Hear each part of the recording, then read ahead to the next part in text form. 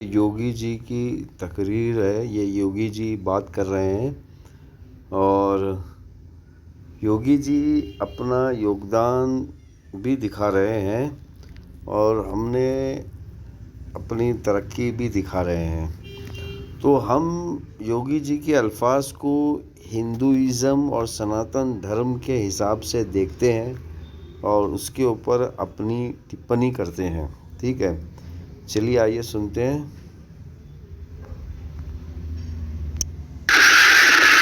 पाकिस्तान में तो जो पाकिस्तान का राग अलापते हैं, इनसे बोलो कि जाओ पाकिस्तान में जाके भीख का कटोरा लेकर के भीख मांगो, हिंदुस्तान में बोझा क्यों बने हुए हो।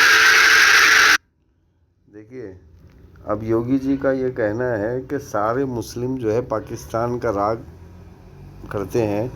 तो मेरे प्यारे भाइयों और बहनों, ये बिल्कुल झूठ पर मबनी है। ठीक है, कुछ वो भी 1% मुसलमान जिनको पॉलिटिक्स के बारे में थोड़ा भी नॉलेज नहीं है और बिल्कुल जो है वो 1% मुसलमान कहते होंगे, पाकिस्तान का नारा लगाते होंगे कहीं पर इक्का दुक्का। तो इसका ये मतलब नहीं है कि पूरी कम्युनिटी जो है इस तरह पाकिस्तान का राग लगाती है। तो ये बेबुनियाद और पूरा झूठ पे मबनी है। और रही बात, पाकिस्तान तो खुद एक हिंदुस्तान का हिस्सा है। तो यहाँ पर पाकिस्तान का राग तो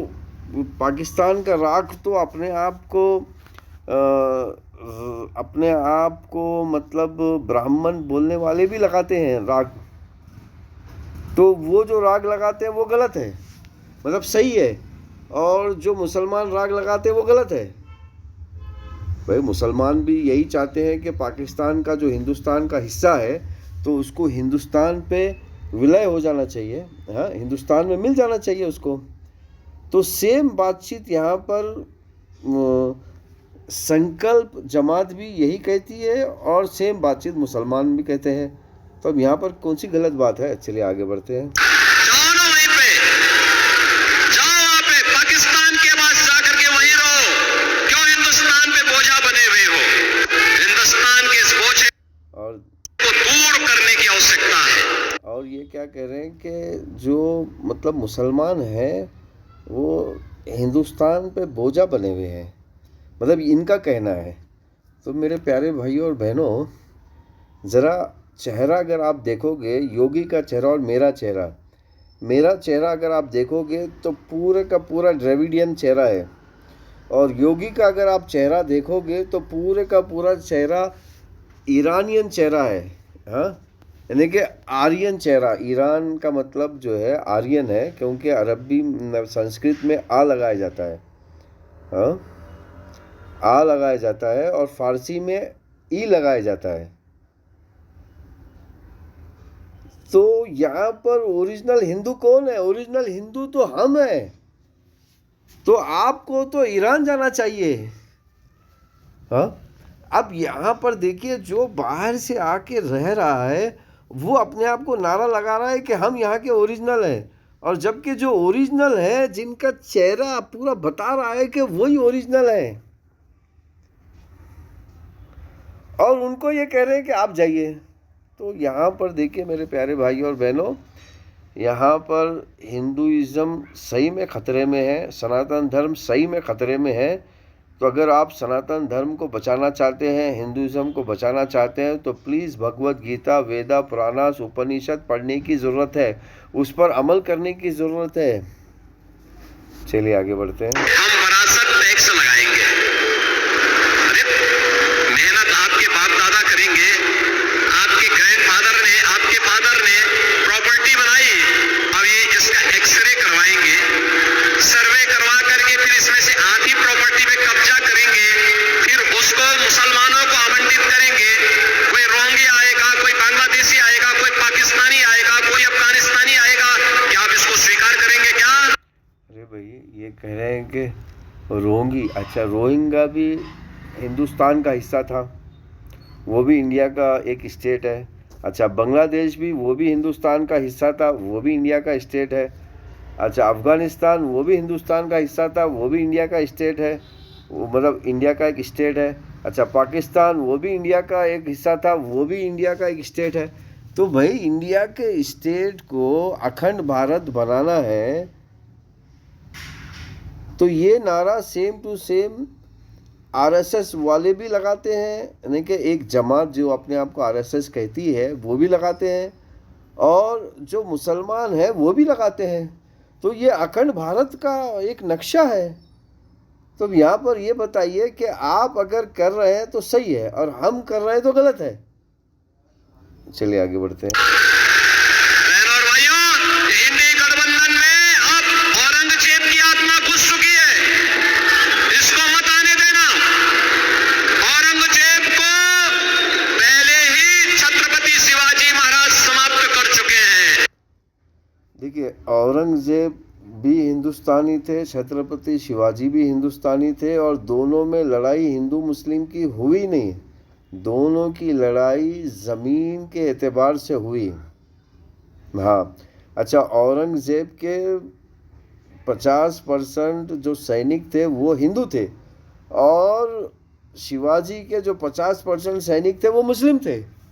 तो अब यहाँ पर हिंदू मुस्लिम की लड़ाई कहाँ से हुई? तो ये ज़बरदस्ती जो है ना औरंगज़ेब को, और ज़बरदस्ती मतलब शिवाजी को हिंदू मुस्लिम की लड़ाई बनाकर जो है ये आपके सामने पेश कर रहे हैं। अच्छा, आपके सामने पेश कर रहे हैं, बहुत सही बात है, अच्छी बात है इनके हिसाब से। तो ये जो माल लूट रहे हैं, क्या वो माल के हिस्से में दूसरे जो हिंदू भाई अपने आप को कहते हैं उनको ये देते हैं माल के हिस्से में? अब इन्होंने अमीर लोगों का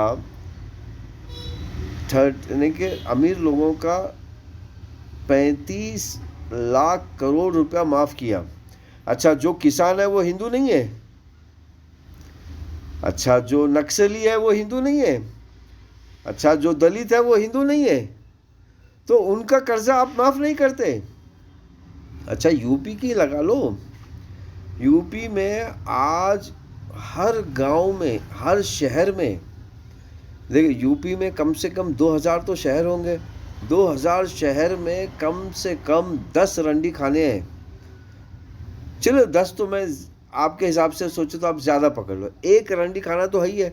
अच्छा, वहाँ पे वैश्यावृत्ति कौन कर रही है? हिंदू बहनें कर रही है। गिराक कौन है? वो भी हिंदू भाई है, और चला कौन रहा है? वो भी हिंदू भाई है। और ज़्यादातर तो जो है पॉलिटिकल जमात के लोग हैं। तो मेरे प्यारे भाइयों और बहनों, यहाँ पर जो है ना ये लोग हिंदू मज़हब का नारा लगा रहे हैं, लेकिन इनको हिंदू मज़हब में बिल्कुल दिलचस्पी नहीं है। अगर आपको हिंदू मज़हब बचाना है और सही में हिंदू मज़हब पे चलना है तो अपने आप को खुद अपनी आंखों से भगवत गीता, वेदा, पुराना, उपनिषद पढ़ना होगा, वरना ये आपको मज़हब का नाम लेकर लूट लेंगे। महाराष्ट्र के अंदर औरंगजेब और उसकी संतानों को नहीं आने देना है। आप सहमत हैं? सहमत है ना? मोदी, आप देख रहे होंगे उत्तर प्रदेश में सारा अतिक्रमण समाप्त हो गया। अब आज दंगा का कोई सोचता ही नहीं है। अब तो बहनों और भाइयों, उत्तर प्रदेश में कोई सड़क पे नमाज भी नहीं पढ़ता। देखिए, दंगा का ये सोचता नहीं है, ये इन्होंने बहुत अच्छी बात कही। जो शैतानी मुसलमान थे उनको इन्होंने दंडित किया और उन शैतानी मुसलमान को रोका। तो इसी तरह जो शैतानी हिंदू हैं उनको भी रोकना है, क्योंकि शैतानी लोग किसी मज़हब के नहीं होते, वो इन मज़हब के अंदर घुसकर अपना फ़ायदा ढूंढते हैं। अच्छा, ये कह रहे हैं सड़क पे नमाज नहीं होती। देखिए, सड़क पे नमाज और नमाज किसी को नुकसान पहुंचाकर तो वैसे भी नहीं होती है, वैसे भी नमाज होती ही नहीं है, काबिल कुबिली नमाज नहीं है।